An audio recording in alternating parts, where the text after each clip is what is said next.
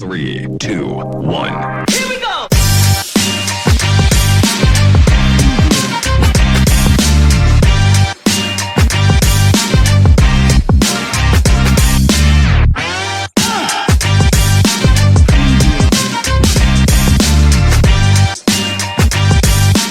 Welcome in, everybody, as we are into episode 2 of the 2022 edition of the Fantasy Gurus, getting you ready for your upcoming fantasy drafts this season.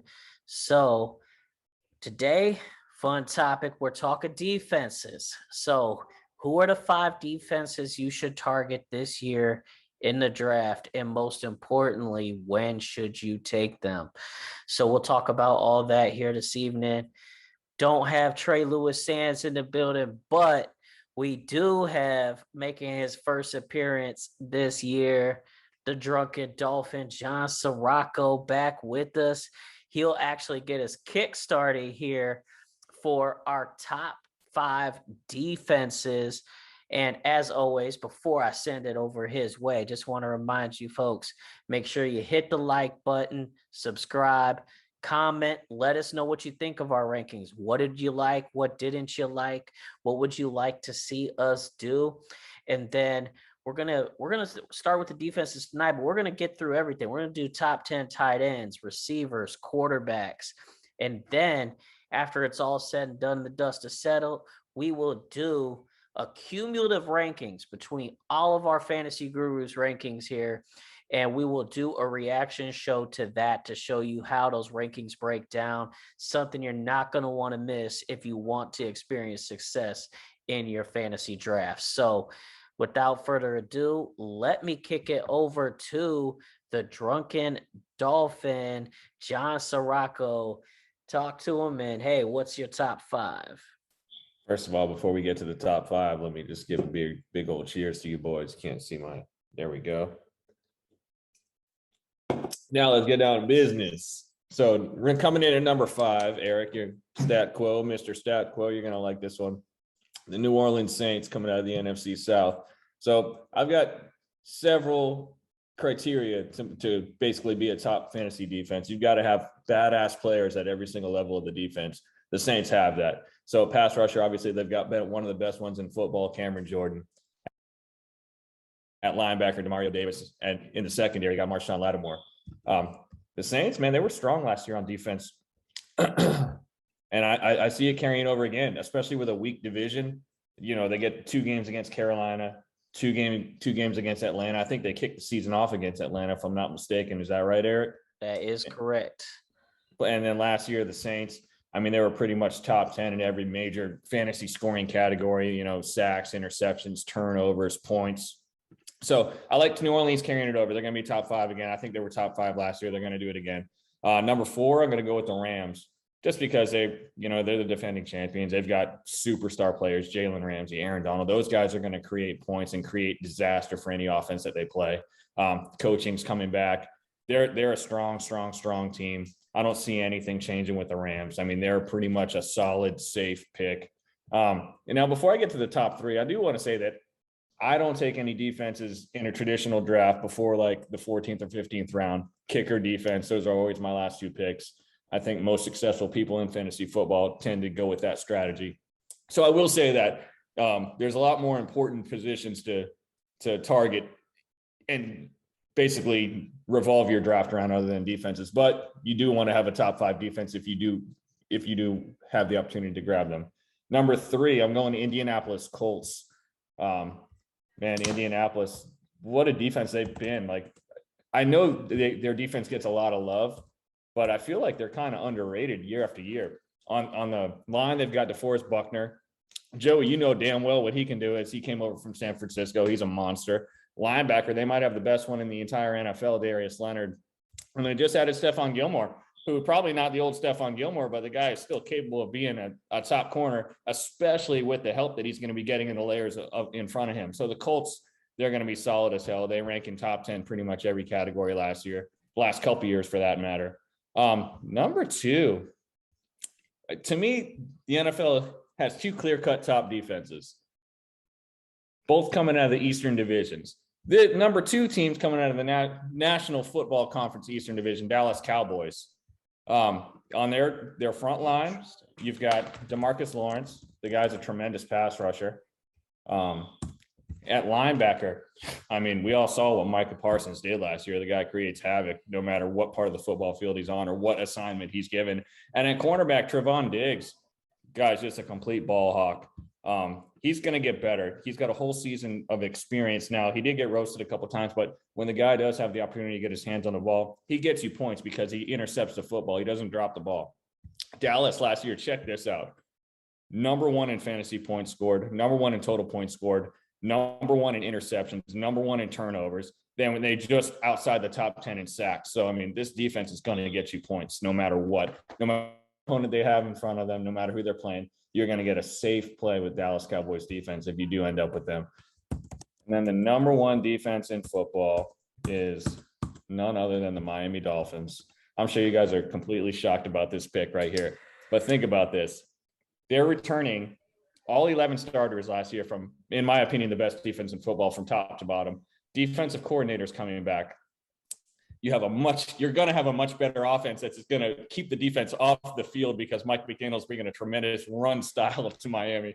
So you're going to have basically a monster defense that's going to be rested this year. Now on the front line, this might be the most underrated player in football, but you have Christian Wilkins. Emmanuel Ogbah is a top 5 pass rusher in football. Jerome Baker is a very, very, very underrated tackling machine at linebacker. The Dolphins did draft in the 3rd round Channing Tindall, maybe the most versatile defensive player in the entire draft coming out of University of Georgia. And then obviously in the secondary, you've got Xavier Howard, Byron Jones, Javon Holland. I mean, just monster after monster after monster. They're just going to get after it. They're the number 1 defense in football. They're going to score you more fantasy points than any other defense in football. And at the end of the day, that's what we're here to do, is tell you who's going to score you the most points. So top 5, New Orleans, Los Angeles Rams, Indianapolis Colts, Dallas Cowboys, and the Miami Dolphins. And I should always point out to any new watchers, new viewers, first of all, we appreciate you watching. But number 2, you always kind of have to take it that you're going to know it. Just expect any player, any personnel to ever be on the Dolphins to be ranked number 1 on John Sirocco's board. So I just want to give you guys that heads up right now. When we do top 10 quarterbacks, you won't see Tua on 10-6, and you will see him on 5-1 as ranked number 1. You will also see Tyreek Hill ranked as the best receiver in football. You'll probably even see, I'm going to go out on a limb and say Raheem Mostert will be the best running back in football. So just to give you guys that kind of perspective. Oh, and Mike Gesicki will be number 1 ranked tight end as well. So just to give you a heads up, just want to let y'all know. And so you also forgot about Jalen Waddle probably going to check in at number 2 at receiver. You're right. I completely forgot about that. Chase Edmonds might be number 2 running back as well. So, yeah, so might have to throw that in there as well. So, Joey, what did you think of John's top 5? Mr. Stat Quo Anderson, Drunken Dolphin, always a pleasure. So the top 5 from the Drunken Dolphin never fails to amaze, never fails to make me put a big smile on my face. Now, I really like this top 5. 2 teams I would probably change. One is the Dolphins. I think they have the potential, but I'm from Missouri, brother. You got to show me, right? They got the firepower on offense. So, if they have that Brady effect, they could end up having a really solid defense. That'd be the only path in my eyes, though. Other than that, I really like the Dallas Cowboys. And the Indianapolis Colts, they would probably be one of my better sleepers.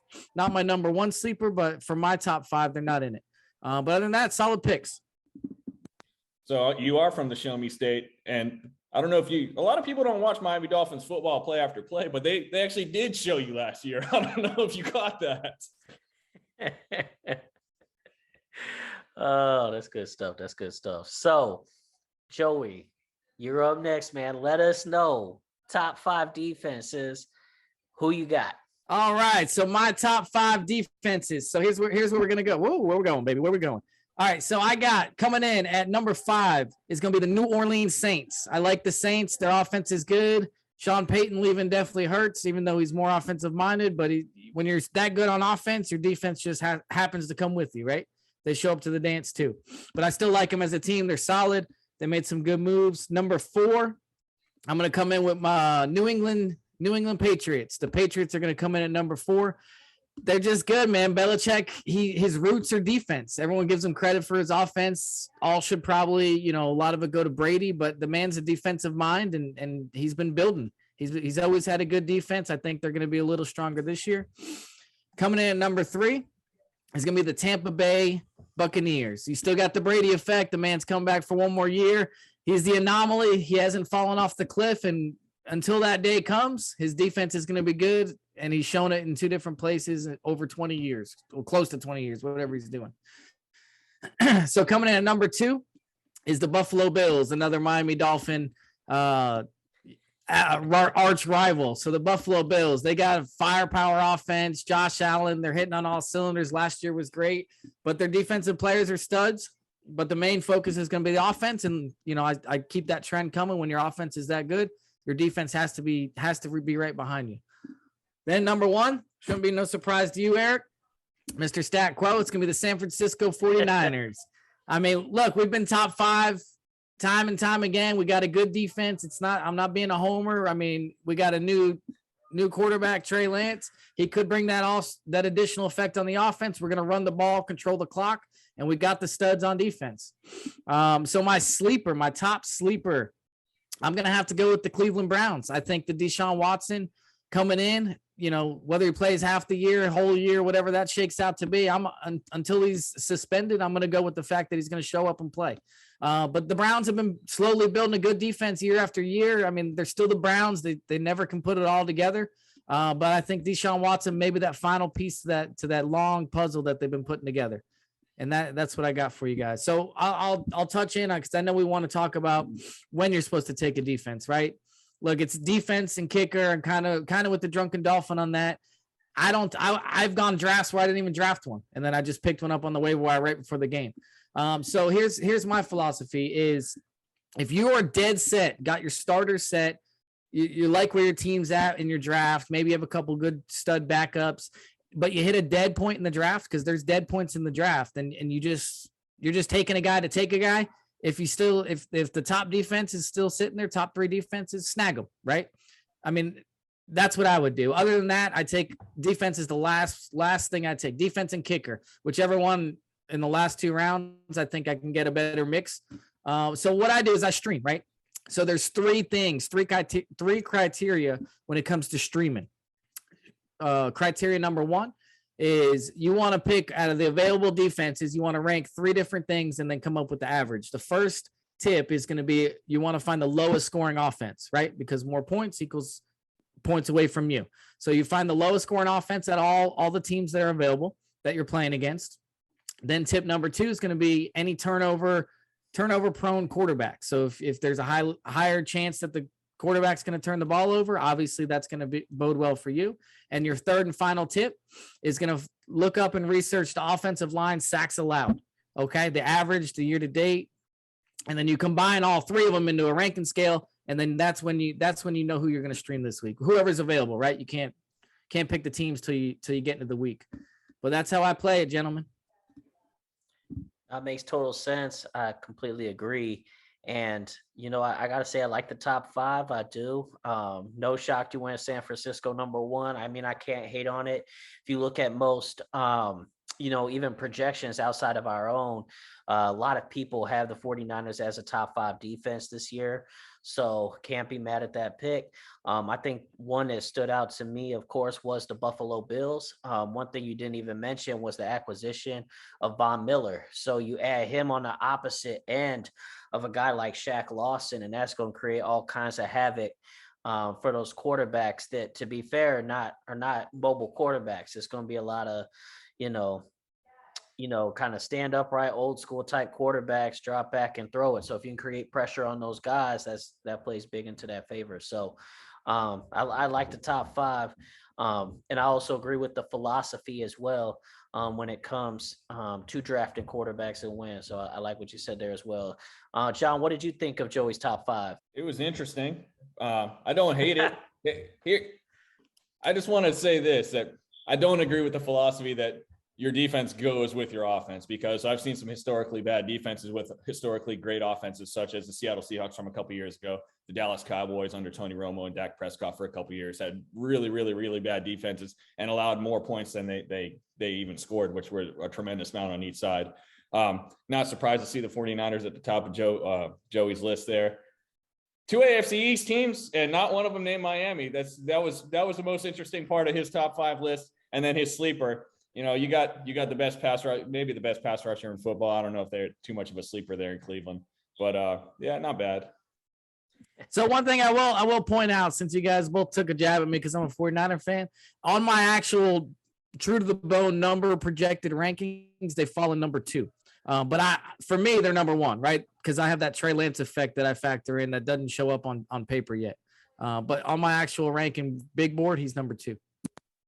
Now, I didn't give you my sleeper. Now let me show you what a real sleeper is. It's going to be the Detroit Lions. Okay. Aaron Glenn did a tremendous job in the second half of the year last year calling that defense for Detroit. Dan Campbell has really done a good job assembling that team, assembling the staff. And they really sneaky. They have that 3-level monster, on the defensive line. You got Michael Brockers, and now the rookie they got out of Michigan, Aiden Hutchinson. Those guys can really create havoc on a quarterback, especially if Hutchinson can live up to his hype as the number 2 overall pick. Alex Anzalone, linebacker, man, very underrated football player. And then in the secondary, you got Jeff Okudah. Still another tremendous. If these guys keep getting better and better, they're very, very, very young, full of potential players. And with Aaron Glenn, his scheme and his coaching ability, I mean, he actually got looks as an NFL head coach maybe this offseason. So they've got a really, really, really good thing going there in Detroit, especially on the defensive side of the ball. And I think they have potential to be a sleeper defense. No, I like that a lot, actually, because you look at how the NFC North has kind of fallen off. Chicago has probably one of the worst offensive lines in the league. And so there's definitely an ability there to rush the passer. There's going to be a couple games there where Detroit's defense might put up some points. And then Green Bay loses Devontae Adams, so they're going to be trying to figure that out as well. And then Minnesota, new head coach, going to have to figure that thing out there as well. So definitely an interesting pick there. So without further ado, it is time for your leaders, Stat Quo's top 5 fantasy defenses. Let's go. So at number 5, a team that has yet to be mentioned so far amongst the top 5s, and that is the Pittsburgh Steelers. You got TJ Watt coming off one of the best sack performances in recent time. And, he's going to be back and he's going to be rushing the passer. And I like Pittsburgh a lot, just merely off that. If you think about it, you get a point per sack anyway. They're going to be getting after it. Ball hawks back there in the secondary. So I like Pittsburgh at 5. At number 4, I have the Tampa Bay Buccaneers. As much as it pains me to say, you can't overlook the talent they got there. Devin White, one of the best linebackers in the league, along with Levante David. They wreak havoc. And then I love the acquisition, really nobody's talking about, it's really kind of slid under the radar, is adding Akeem Hicks. Akeem Hicks comes over from Chicago, terrific interior presence. And now you got him coming up the middle. You still got JPP on the outside. I like that defense, as much as it pains me to say it.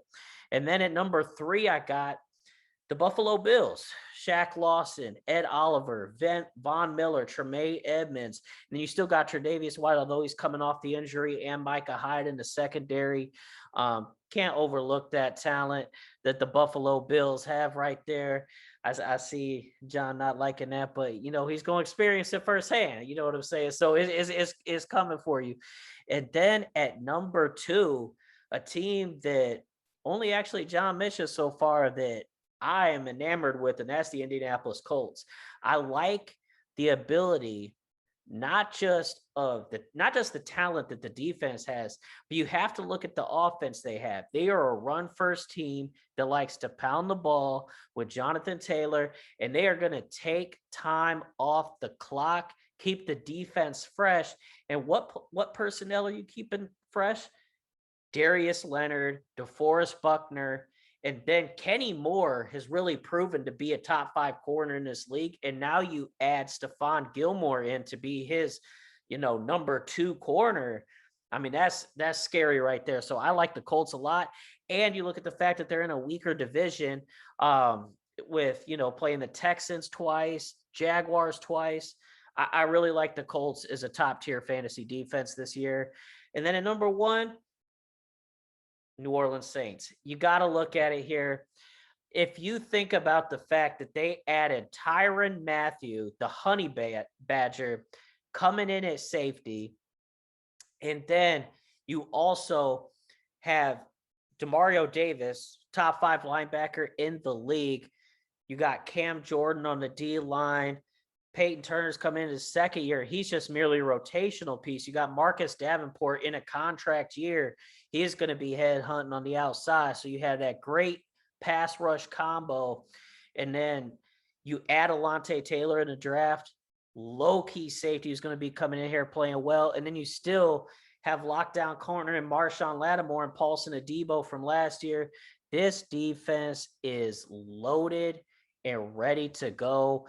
And you look at the offense that they're going to be having opposite of them, that's going to be able to put up points and have guys like Alvin Kamara, taking time off. They're not going to really hit the deep ball except a couple times to Olave, of course. But they're going to take time off the clock like they did last year. I really like that defense a lot. No homer in that, just being factual. And you got to look at the fact, too, they play Atlanta twice a year. We don't know what they're going to be. Carolina, Sam Darnold, king of throwing picks. So you're going to have opportunities for this team to put up a ton of points defensively. So I like the Saints a lot this year. And then, of course, you're going to say, well, they play the Bucs twice a year. Yeah, they're also 4-0 against the Bucs in the regular season over the last 2 years and actually shut them out a year ago despite having a fullback, Taysom Hill, playing quarterback. So with that being said, we'll kick it to Joey first. What did you think of Stat Quo, yours truly's top 5? Well, my friend, as I mentioned in the first episode, you are a good drafter. So, I take a lot of what you say and I heed it. A couple things I definitely don't agree with. I'll start with our beautiful Drunken Dolphin. I just want to point out, since this is supposed to be a fantasy advice show, my ranking for defense, number 32, is the Detroit Lions. So to piggyback on that, I have Chicago at 25. I think the Vic Fangio days are long gone.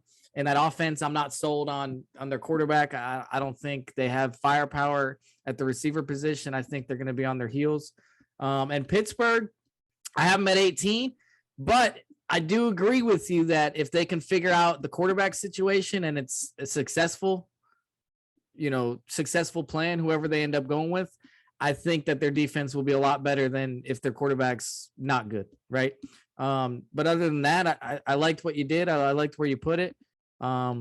Defense to me, at the end of the day, it's what's there at the end of the night. It's like last call, baby, 2:00 a.m. Exactly. And let me piggyback off that as well to kind of give you my opinion on where you should take the defense as well. I didn't get a chance to mention that. But yeah, I think when it comes to a defense, it really all depends. Like back in the day of the Legion of Boom in their prime, when they were in like a weaker division and already a top tier defense, that defense, you might not want to wait until the last couple rounds because you knew they were going to put up consistent points for you. And so you could take them in maybe even a mid to late round. But as of now, I don't think any of these defenses in today's day and age where teams are just putting up a lot of points and is built around the offense, you really want to take outside of the last, 2, maybe 3 rounds. So I agree with you both on that. And then one last thing as well, too, that I forgot to mention about the Saints coming in off that defense to solidify that number 1. They brought in Tyrann Mathieu at safety, but they also brought in Marcus May. So they actually lost Marcus Williams, but got better at safety. So a defense that finished top 5 last year, specifically 4th in the rankings, got better in the offseason. So that's why I had him at 1. And then my sleeper, to throw that in there as well, because I did forget to mention that.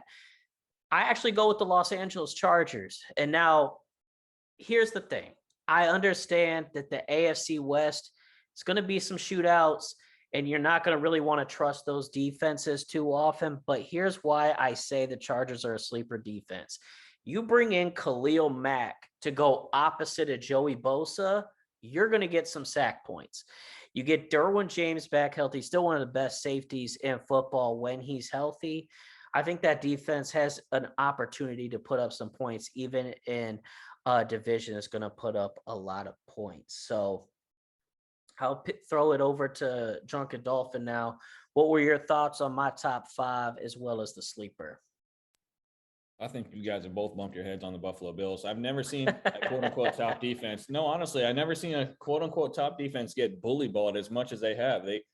They just can't stop the run against a physical running back for the lives of them. I mean, they just get hammered and ran over. I can't wait to see it again, especially this year with the way the Miami Dolphins are going to run the football. So, hey, look, and the fact of the matter is Buffalo has owned Miami over the last 4 or 5 seasons, but it's going to be nice to see a change in that department this year.